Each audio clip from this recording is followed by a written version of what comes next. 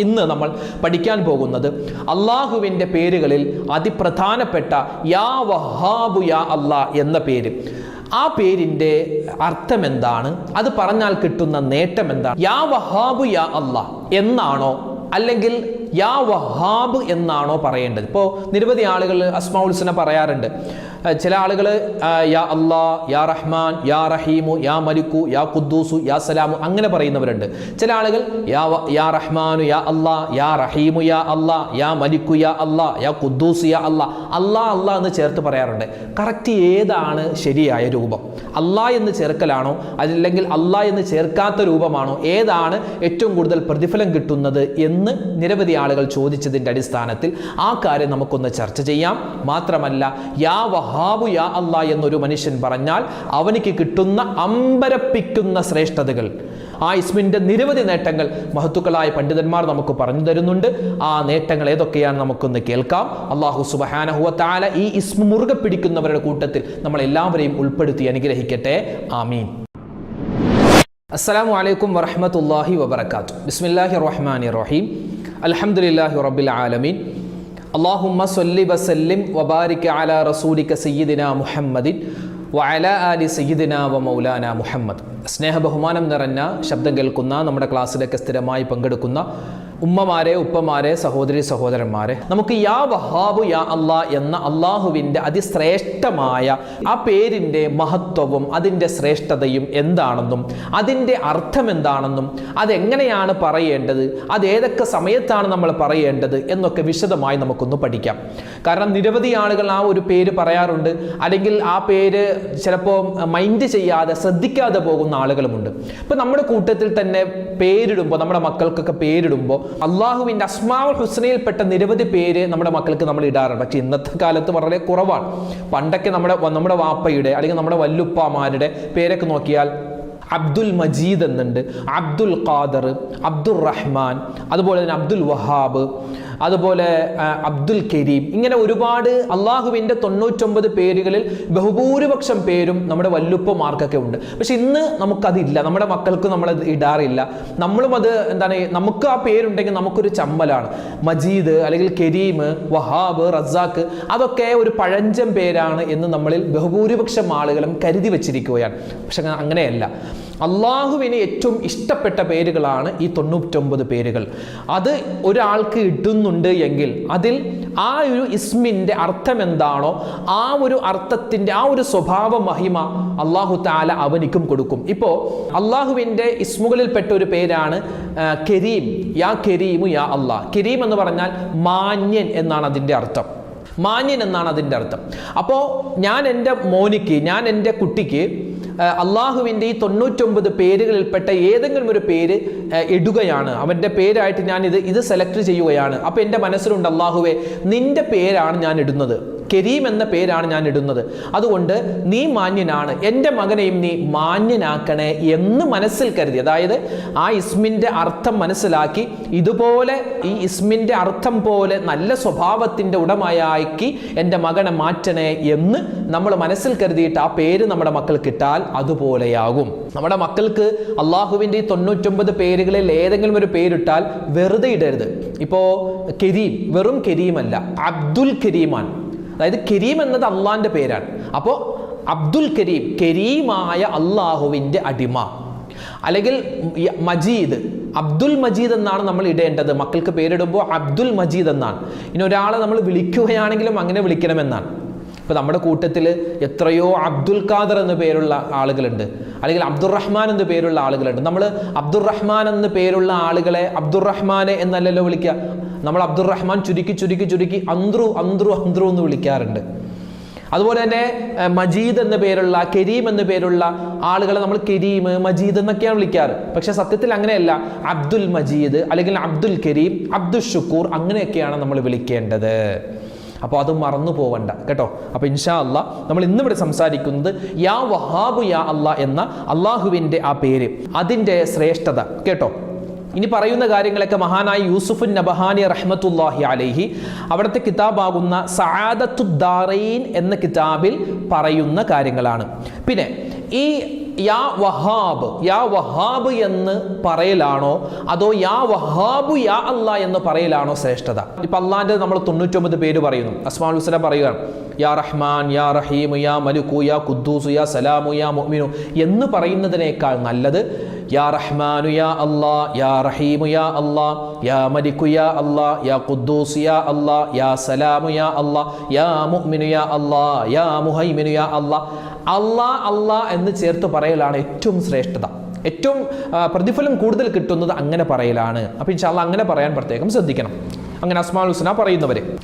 യാ വഹാബ് എന്ന ആ ഒരു വാക്കിന്റെ അർത്ഥം തിരികെ ഒരു ഉപകാരവും പ്രതീക്ഷിക്കാതെ ഒരുപാട് ദാനം ചെയ്യുന്നവൻ എന്നാണ് വഹാബ് എന്ന വാക്കിന്റെ അർത്ഥം.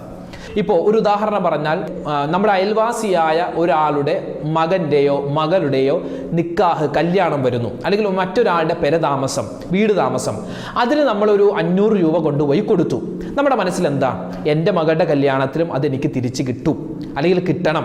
നമ്മൾ നമ്മുടെ അയൽവാസിയായ ഒരാളുടെ വീട് താമസത്തിന് ഒരു 500 രൂപ കൊടുത്തു, അല്ലെങ്കിൽ ഒരു ഗിഫ്റ്റ് കൊടുത്തു. നമ്മുടെ മനസ്സിൽ എന്താ, എൻ്റെ വീടിൻ്റെ അല്ലെങ്കിൽ എൻ്റെ മകൻ്റെ വീടിൻ്റെ പാല് കാച്ചലിന്, വീട് താമസത്തിന് ഞാൻ വിളിക്കുന്ന സമയത്ത് ഇതുപോലെ തന്നെ എനിക്ക് തിരിച്ചു തരണം എന്നാണ് പറയുന്ന എൻ്റെയും കേൾക്കുന്ന നമ്മുടെയൊക്കെ മനസ്സിലുണ്ടാവാറുള്ളത്. സാധാരണ അങ്ങനെയാണ് അല്ലേ, മനുഷ്യനാണ്, അങ്ങനെയാണ് നമ്മുടെ മനസ്സിലുണ്ടാവുക. പക്ഷേ ഇവിടെ അള്ളാഹുവിനെ പറ്റി പറഞ്ഞത് യാ വഹാബ് എന്ന പേരിന്റെ അർത്ഥം പറയുന്നത് തിരികെ ഒരു ഉപകാരവും പ്രതീക്ഷിക്കാതെ ഒരുപാട് ദാനം ചെയ്യുന്നവരെന്നാണ്. അള്ളാഹു നമുക്ക് എത്രയോ സഹായങ്ങൾ തരുന്നു അല്ലെ, നമുക്ക് വെള്ളം തരുന്നു, ഭക്ഷണം തരുന്നു, എത്രയോ അനുഗ്രഹങ്ങൾ തരുന്നു. ഇതൊന്നും നമ്മളിൽ നിന്നും അള്ളാഹു ഒന്നും പ്രതീക്ഷിക്കുന്നില്ല. അള്ളാഹുവിൽ നിന്നും നമ്മൾ പ്രതീക്ഷിക്കുന്നു, നമ്മളിൽ നിന്നും അള്ളാഹു ഒന്നും പ്രതീക്ഷിക്കുന്നില്ല. അതായത് ലോകത്തിലുള്ള മുഴുവൻ മനുഷ്യരും അള്ളാഹുവിന് സുജൂദ് ചെയ്യുന്നു, അള്ളാഹുവിന് വഴിപ്പെടുന്നു എങ്കിൽ അള്ളാഹുക്ക് ഒരു നേട്ടവുമില്ല. ഇനി ലോകത്തുള്ള എല്ലാവരും അള്ളാഹുവിന് എതിര് പ്രവർത്തിക്കുകയാണ്, എന്നാൽ അള്ളാഹുവിനൊന്നും സംഭവിക്കുന്നില്ല. അപ്പൊ നമ്മൾ നിസ്കരിച്ചത് കൊണ്ടൊന്നുമല്ല അള്ളാഹു താല ജീവിച്ചിരിക്കുന്നു. നമ്മൾ നിസ്കരിച്ചാലും ഇല്ലെങ്കിലും അള്ളാഹു താലക്ക് ഒരു കുഴപ്പമില്ല. പക്ഷേ കുഴപ്പം നമുക്കാണ്. നിസ്കരിച്ചില്ലെങ്കിൽ കുഴപ്പം നമുക്കാണ്, നിസ്കരിച്ചാൽ നേട്ടവും നമുക്കാണ്. അപ്പൊ യാ വഹാബ് എന്ന പേരിന്റെ അർത്ഥം തിരികെ ഒരു ഉപകാരവും പ്രതീക്ഷിക്കാതെ ഒരുപാട് ദാനം ചെയ്യുന്നവൻ എന്നാണ്.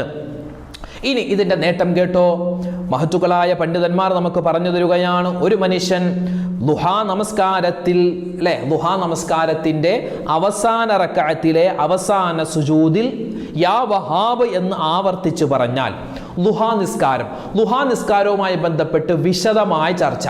ലുഹാ നിസ്കാരത്തിന്റെ സമയം, അതിൻ്റെ രൂപം, അതിൻ്റെ നിയ്യത്ത്, അതിൻ്റെ റക്അത്ത്, അതിൻ്റെ സൂറത്ത്, അത് എങ്ങനെയാണ് നിർവഹിക്കേണ്ടത്, A to Z കാര്യങ്ങൾ പറഞ്ഞ ഒരു വീഡിയോ മുമ്പ് നമ്മൾ നമ്മുടെ ചാനലിൽ ഇറക്കിയിട്ടുണ്ട്. നമ്മൾ ഈ തൊട്ട് 1-2 ദിവസങ്ങൾക്ക് മുമ്പ് അത് നിങ്ങൾ സെർച്ച് ചെയ്താൽ കാണാൻ പറ്റും. അപ്പോൾ ഈ ലുഹാ നിസ്കാരം കുറഞ്ഞത് 2 റക്അത്ത്, കൂടിയത് 12 റക്അത്ത് വരെ നിസ്കരിക്കാമെന്ന് നമ്മൾ അതിൽ പറഞ്ഞിട്ടുണ്ട്.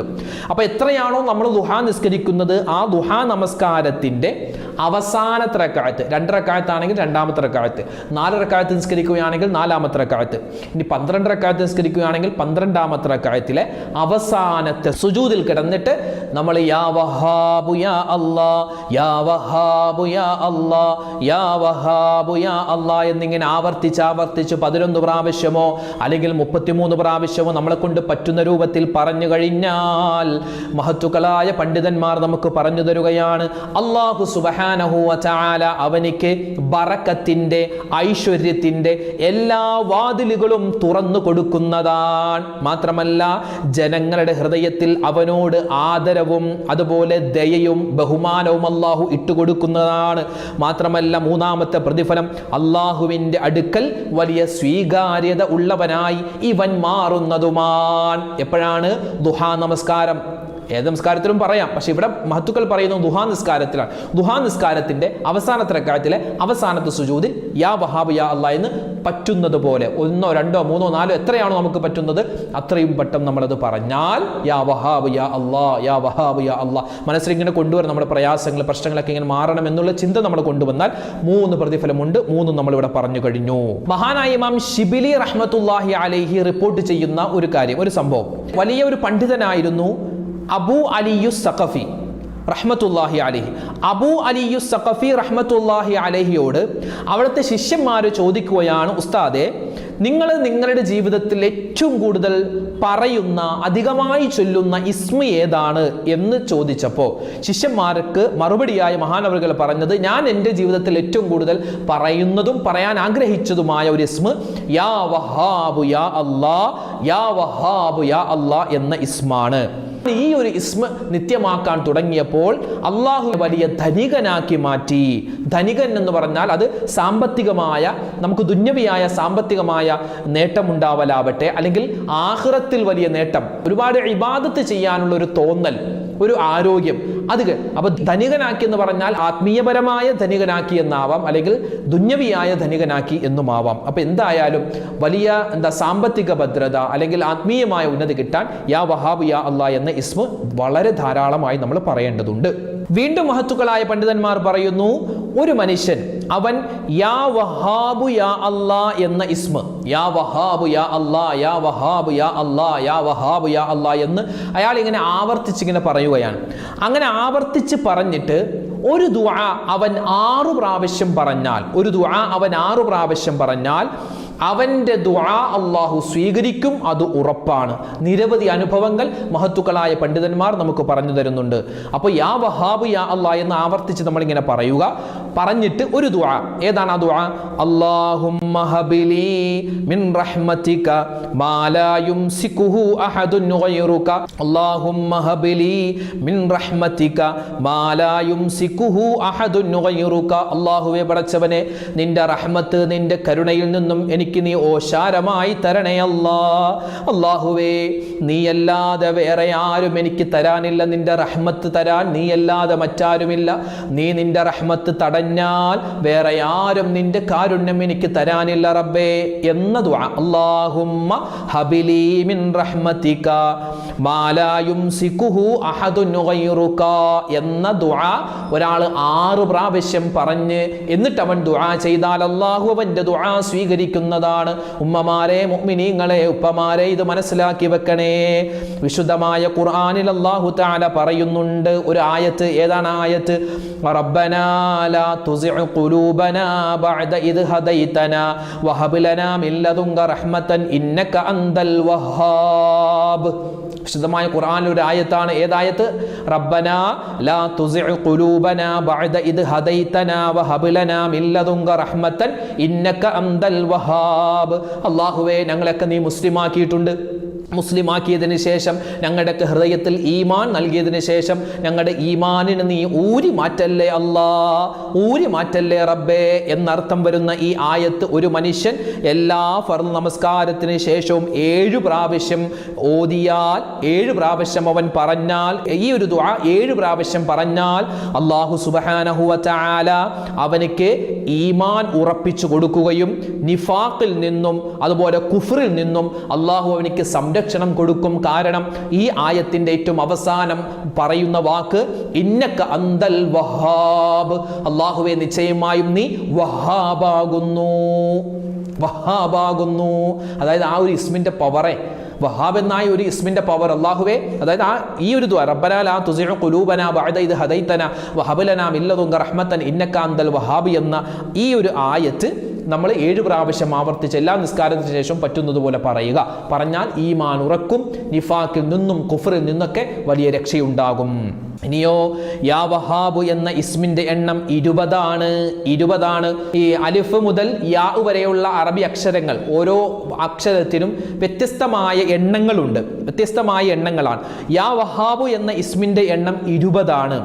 ഈ 20 എണ്ണം എല്ലാ ഫർദ് നമസ്കാരത്തിന് ശേഷം പതിവാക്കിയാൽ നമ്മൾ ഇതുവരെ പറഞ്ഞ എന്തെല്ലാം നേട്ടങ്ങളുണ്ടോ അത് മുഴുവനും അല്ലാഹു തരും. അപ്പോൾ എല്ലാ ഫർദ് നമസ്കാരങ്ങൾക്ക് ശേഷം 20 പ്രാവശ്യം വീതം യാ വഹാബ് യാ അല്ലാ, യാ വഹാബ് യാ അല്ലാ, യാ വഹാബ് യാ അല്ലാ, യാ വഹാബ് യാ അല്ലാ, യാ വഹാബ് യാ അല്ലാ എന്ന് നമ്മളിങ്ങനെ ആവർത്തിച്ച് എല്ലാ നമസ്കാരത്തിന് ശേഷം പറഞ്ഞാൽ കുഫറിൽ നിന്ന് രക്ഷ കിട്ടും, അതുപോലെ നിഫാഖിൽ നിന്ന് രക്ഷ കിട്ടും, നമ്മുടെ ഈമാൻ പാറ പോലെ ഉറക്കും, അള്ളാഹുവിന്റെ വലിയ സഹായവും അതുപോലെ കരുണയും എപ്പോഴും ഉണ്ടാകും, അതുപോലെ തന്നെ ഐശ്വര്യവാനായി മാറും, സാമ്പത്തികമായ ഭദ്രതയുണ്ടാകും, ജനങ്ങളുടെ മനസ്സിൽ നമ്മളോട് ഒരു ഇഷ്ടമുണ്ടാകും. ഇതൊക്കെ ഈ ഒരു ഇസ്മ 20 വട്ടം എല്ലാ നമസ്കാരത്തിന് ശേഷം പറഞ്ഞാൽ കിട്ടുന്നതാണ്. അപ്പോൾ യാ വഹാബ് യാ അല്ലാ എന്ന ഇസ്മിന്റെ നേട്ടങ്ങൾ, അതിന്റെ പ്രതിഫലങ്ങൾ, അതിന്റെ അർത്ഥം, അതിന്റെ എത്ര പ്രാവശ്യമാണ് പറയേണ്ടത്, നിരവധി കാര്യങ്ങൾ നമ്മൾ പറഞ്ഞിട്ടുണ്ട്.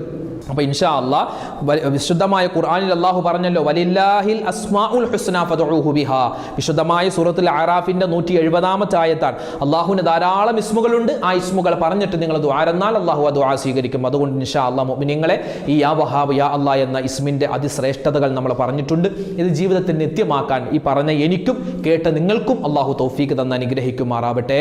ആമീൻ യാ റബ്ബൽ ആലമീൻ. അല്ലാഹു തആല നമ്മൾ പറയുന്നതും കേൾക്കുന്നതുമായ കാര്യങ്ങൾ നമ്മുടെ ജീവിതത്തിൽ വലിയ സന്തോഷം കിട്ടുന്ന അല്ലെങ്കിൽ ജീവിതത്തിൽ വലിയ സമാധാനം കിട്ടുന്ന കാര്യങ്ങളാക്കി അല്ലാഹു കബൂലാക്കുമാറാവട്ടെ. നിരവധി ആളുകൾ, എത്രയോ ആളുകളാണ് ഉസ്താദേ ദ്വാരക്കണേ എന്ന് പറഞ്ഞ് ഓരോ വീഡിയോകൾക്ക് താഴെ എഴുതുന്നത്. സത്യം പറഞ്ഞാൽ എനിക്ക് പേടിയാണ് ഇപ്പോൾ കമൻറ്റ് വായിക്കാൻ. കാരണം ഓരോ ആളുകളും വ്യത്യസ്തമായ പ്രയാസങ്ങൾ പറയുമ്പോൾ അവർക്ക് വേണ്ടി നമ്മൾ ദുആ ചെയ്തില്ല എങ്കിൽ നമുക്കത് വലിയൊരു എന്താ പറയുക ശിക്ഷ കിട്ടുമോ എന്ന് തന്നെ പേടിക്കുകയാണ്. കാരണം ഒരുപാട് ആളുകൾ ഒരുപാട് പ്രതിസന്ധികൾ പറഞ്ഞ് ദ്വാരക്കാൻ പറയുന്നുണ്ട്. ഞാൻ ആദ്യം പറയട്ടെ, നിങ്ങൾക്കൊക്കെ വേണ്ടി എപ്പോഴും ദുആ ചെയ്യുന്നുണ്ട്. ഈ ഉസ്താദ് മാത്രം ദുആ ചെയ്താൽ പോരാ, നിങ്ങളുടെ കാര്യം നിങ്ങൾ തന്നെയാണ് അള്ളാഹുവിനോട് ഏറ്റവും കൂടുതൽ പറയുന്നത്. അതുപോലെ ഓരോരുത്തരും അവരവരുടെ കാര്യങ്ങൾ അള്ളാഹുവിനോട് പറയുക. ഇൻഷാ അല്ലാഹ് ദുആ വസിയത്തൊക്കെ പറഞ്ഞോളി. നമ്മളൊക്കെ അതുപോലെ തന്നെ ദ്വാരക്കും. അള്ളാഹു തആല ആരെല്ലാം ദുആ വസിയത്ത് പറഞ്ഞു എല്ലാവരുടെയും എല്ലാ ഹലാലായ മുറാദും ഹാസിലാക്കട്ടെ. എല്ലാ വിഷമങ്ങളും അള്ളാഹു മാറ്റിക്കൊടുക്കട്ടെ. രോഗങ്ങൾ അള്ളാഹു തആല മാറ്റി തരുമാറാവട്ടെ. നമുക്ക് എല്ലാവിധ ഖൈറും ബറക്കത്തും അള്ളാഹു നൽകുമാറാവട്ടെ. ആമീൻ യാ റബ്ബൽ ആലമീൻ. അസ്സലാമു അലൈക്കും വറഹ്മത്തുള്ളാഹി തആല വബറകാതുഹു.